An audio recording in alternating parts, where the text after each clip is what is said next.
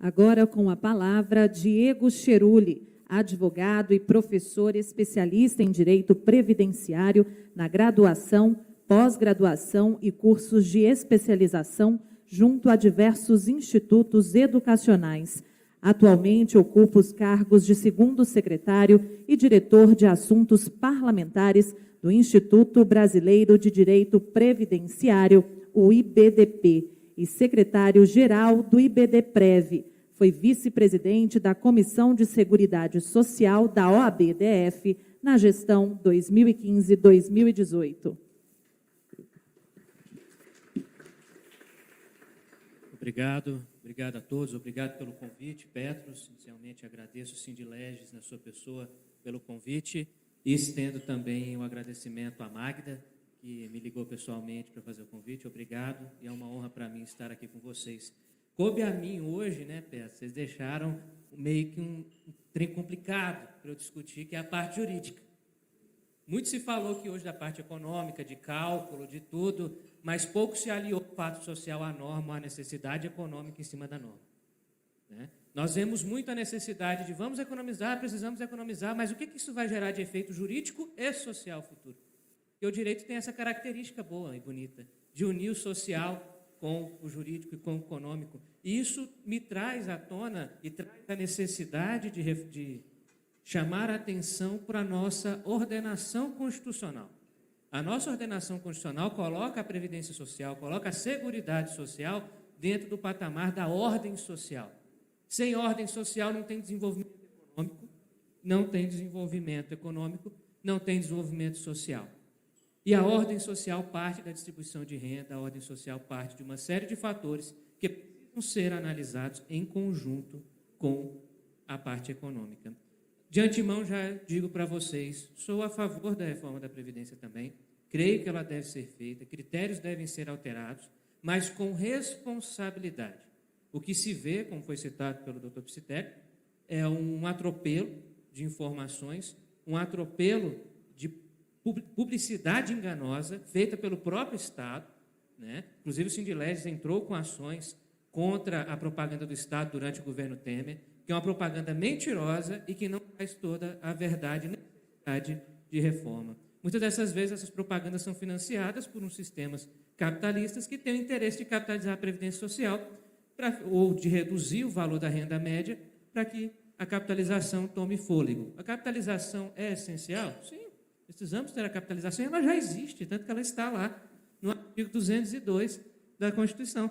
A Constituição Federal já traz dentro da Previdência Social o regime geral de previdência e, em seguida, o regime complementar. E esse regime complementar pode ser gerido tanto por entidades fechadas, como hoje é o FUNPRESP, os servidores públicos, que só recebem até o teto do INSS, se quiser receber mais, faça sua própria capitalização, e ele também prevê a questão das previdências abertas, que eu desafio os senhores aqui a me apontar alguém que já aposentou numa previdência aberta.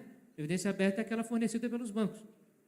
Nós não conhecemos porque a previdência aberta é tida como investimento financeiro de baixa remuneração ainda, mas é uma remuneração segura e que, se ele já é de baixa remuneração, hoje, imagina o que ele vai gerar de frutos naquele rendimento acumulado do trabalhador para se aposentar. Ou seja, não vai gerar nada. E um problema que eu chamo a atenção dos economistas hoje é parar de pensar somente no hoje, precisamos reduzir o déficit de hoje, e pensar se amanhã não teremos outro. Será que amanhã não teremos outro? Porque a contingência social de cuidado, ela foi histórica no país e do mundo. Toda vez que o mundo, que um Estado-nação pressionou demais o trabalhador, retirou muito direitos, deixou o trabalhador à míngua na velhice, a economia foi retraída e, obviamente, com o estado de bem-estar social, que foi assim que os Estados Unidos se desenvolveu. Obrigado. Melhor agora.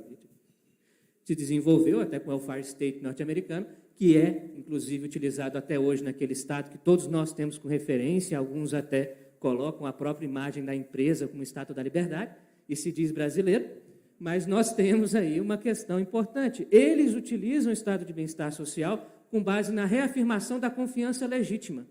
Hoje o brasileiro pouco confia no seu Estado. Eu não falo de vocês, servidores, eu falo do brasileiro em si. Que vocês também são, não entendam dessa forma. Mas aquele que não é servidor, aquele que está lá na base produzindo, aquele que está lá na iniciativa privada, com 6 meses tem emprego, 6 meses não tem. É aquele cidadão que nós temos que tomar cuidado. Porque, às vezes, pegamos o exemplo do servidor, que foi bem explicado pelo Dr. Nelson, e colocamos ele como a realidade do Brasil, e essa não é a verdade. Nós estamos lidando com uma reforma previdenciária um tanto quanto perigosa, a ponto de reduzir a meio salário mínimo a renda de uma pessoa que já ganha o salário mínimo. E não se enganem que essa pessoa vai conseguir poupar num sistema capitalizado, porque ela não vai. E mesmo que ela consiga, aquele sistema não vai refletir para ela a necessidade financeira para o sustento de si e de sua família. O que vai gerar no futuro uma nova contingência social de investimento público e um problema maior para tentar manter a ordem social. Então, esse preâmbulo que eu falo antes de iniciar os slides é justamente para chamarmos a atenção até para o debate. Creio que a reforma tem que ser feita, sim, a capitalização precisa ser mesclada, algumas questões devem ser alteradas, mas que a confiança legítima do cidadão, o resgate dessa confiança esteja em primeiro lugar. Porque se o cidadão não confia no seu Estado, ele não colabora para com ele. Essa é a maior verdade econômica que existe, que alguns fingem ignorar. O Estado não se desenvolve sozinho, ou não se desenvolve com investimento externo. O investimento externo tem o objetivo de tirar o dinheiro daqui e levar para fora. Nós precisamos de alguém que invista aqui, deixe o dinheiro aqui e favoreça o crescimento do Estado. Quais são os principais fundamentos jurídicos, então, hoje para a discussão da reforma? O primeiro deles é o déficit inegável.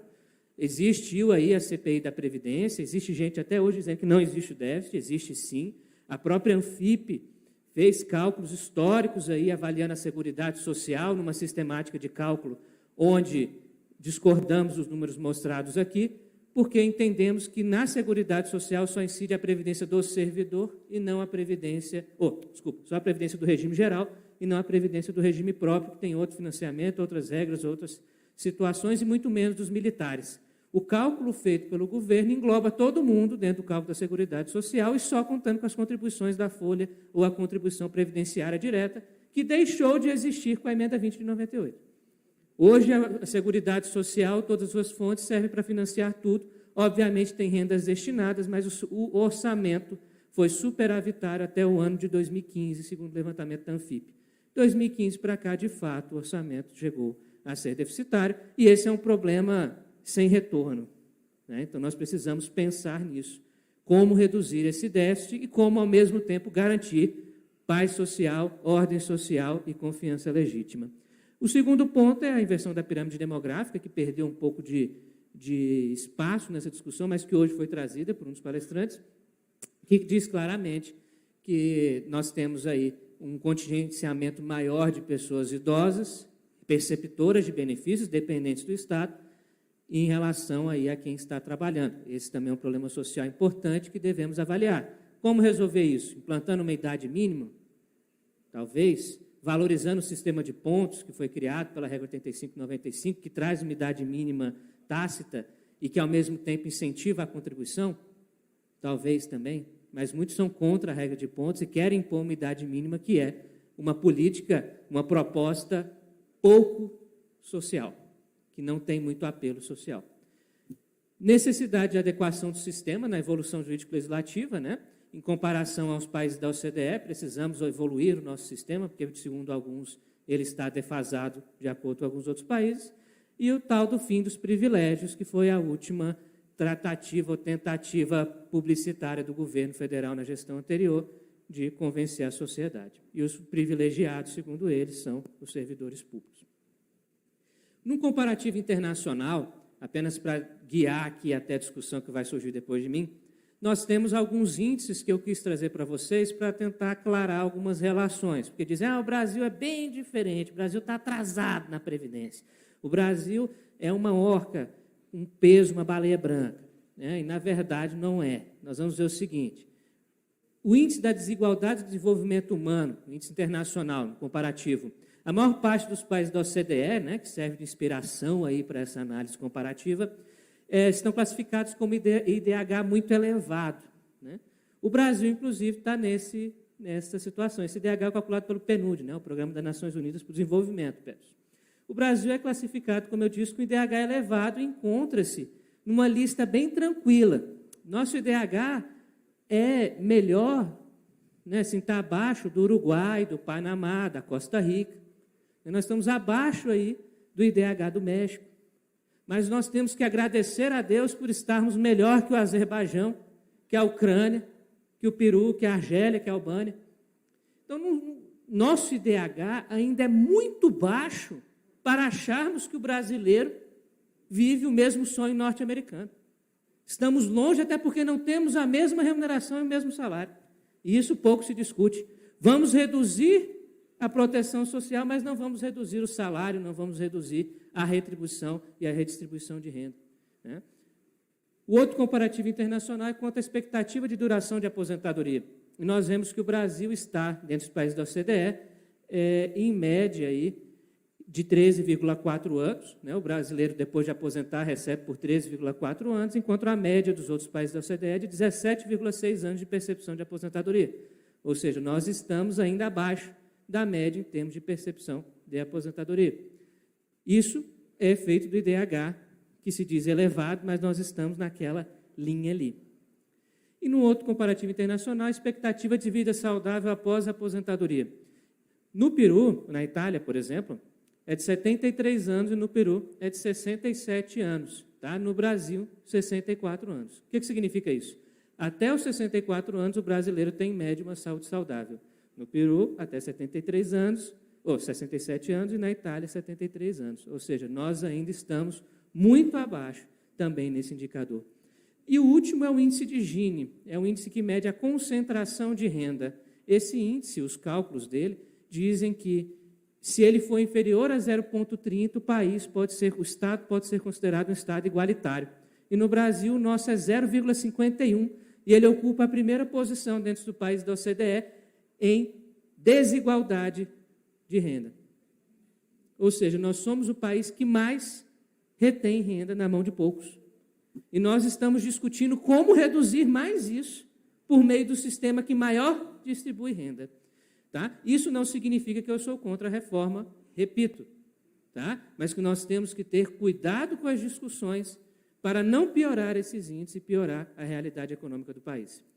A CPI da Previdência, que todos vocês souberam, o Sindilégio participou com muita avidez, descobriu algumas falhas, né? A principal delas, que uma boa parte do chamado déficit advém aí da cobrança ou da não cobrança da dívida previdenciária ou das dívidas para a Seguridade Social.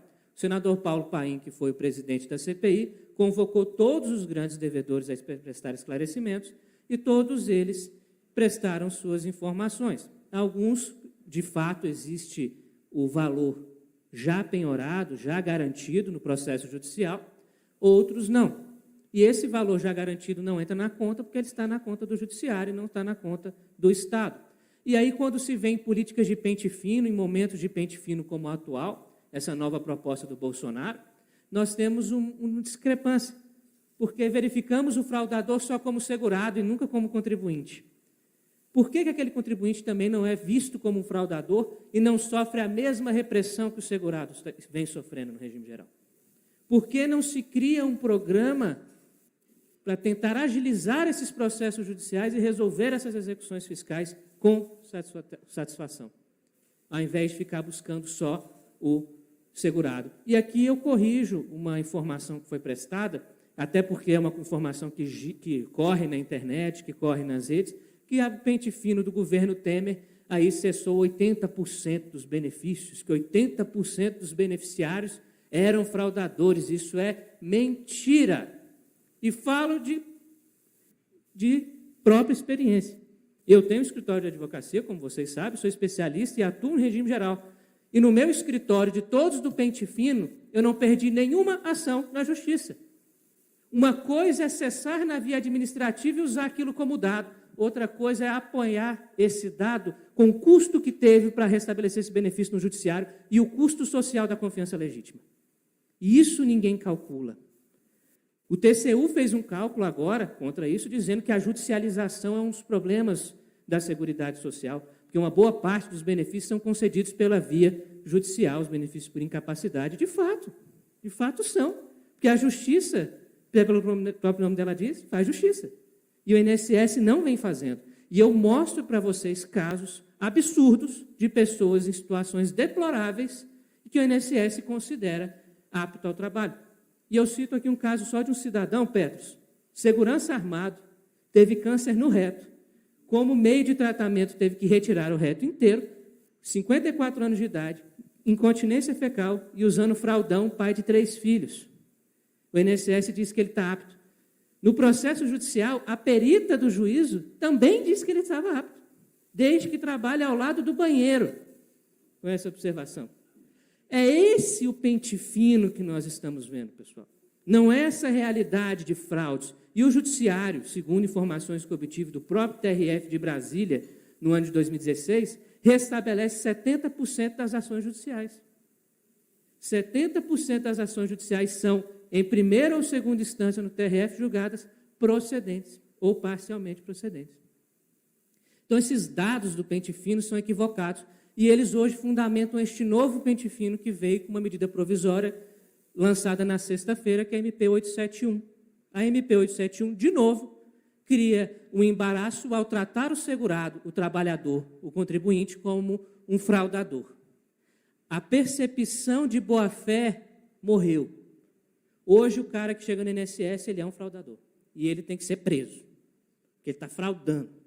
E a verdade não é essa. Esse caso desse cidadão, eu posso citar vários, inclusive de clientes que morreram no curso do processo judicial por erros tanto da perícia administrativa quanto da perícia judicial. E, às vezes, tem que fazer 2, 3 perícias, um assistente técnico, uma pessoa que ganha R$800, e quem financia isso é o advogado, porque a pessoa não tem condição.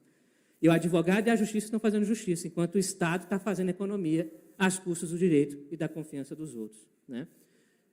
A CPI, então, concluiu que uma boa parte dessa dívida vem aí das desonerações, como foi citado, das isenções fiscais, da questão da dívida previdenciária dos grandes devedores, e isso, obviamente, deve ser, na minha percepção, foco imediato de atuação do Estado. Por que cobrar só o segurado e tirar a sua boa-fé e não fazer isso também com o empresário?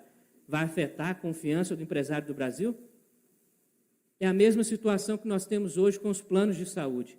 Os planos de saúde podem reajustar, à livre e espontânea vontade, o benefício de acordo com o índice que melhor lhes aprover, principalmente depois que vocês completam 59 anos de idade ou 60 anos de idade.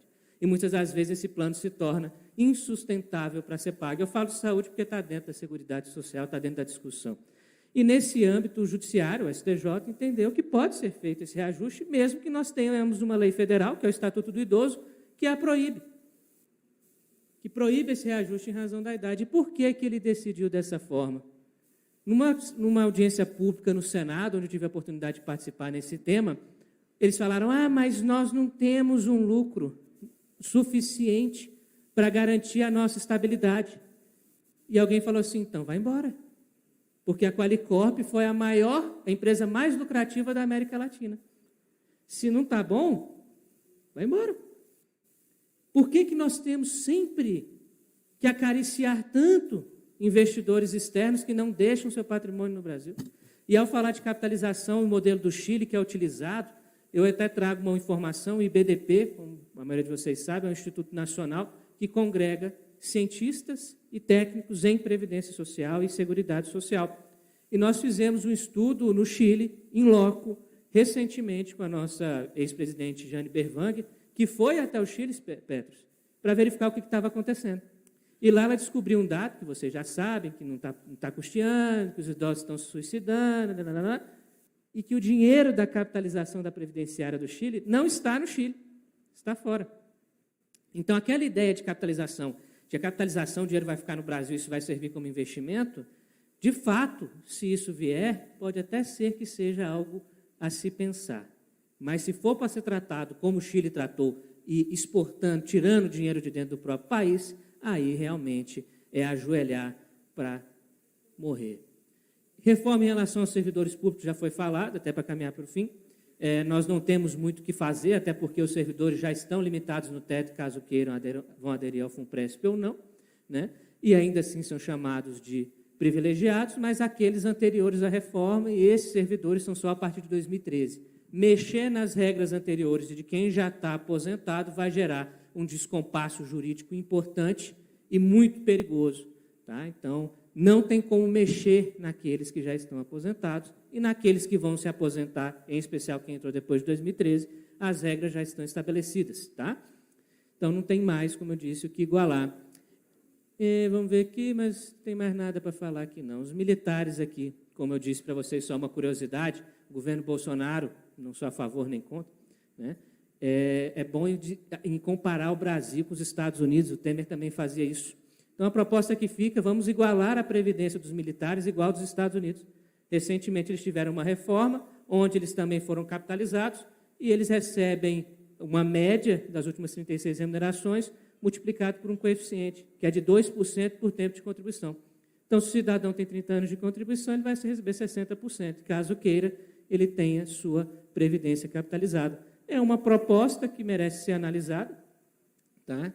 E os militares, sim, devem ser incluídos, porque não há motivos para haver mais essa discrepância entre os servidores da nação. Os servidores, quando eu falo civis e militares, e também os trabalhadores da iniciativa privada. Os critérios devem ser unificados para que se garanta segurança jurídica e uniformidade no tratamento de todos os brasileiros. Afinal de contas, somos todos iguais. Eu deixo só algumas críticas para nós debatermos aqui. Agradeço novamente o convite e fico à disposição de vocês.